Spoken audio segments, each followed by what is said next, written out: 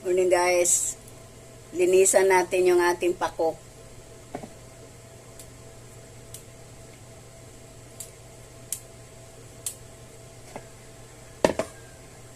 Linisin natin kaya iba-blanch natin para hindi masira dahil hindi pa tayo makapagluto ngayon kasi kulang sa sangkap, walang pansubak. Kaya, iba-blanch na lang muna natin, lagay natin sa rep.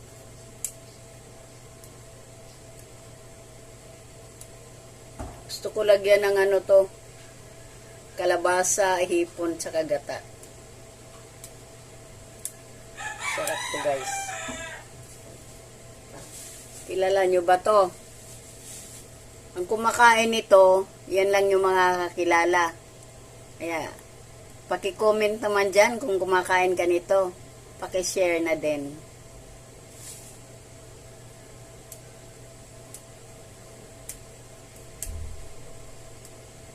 Galing pa to ng guys.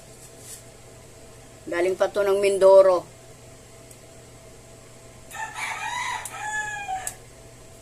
Yan, marami to sa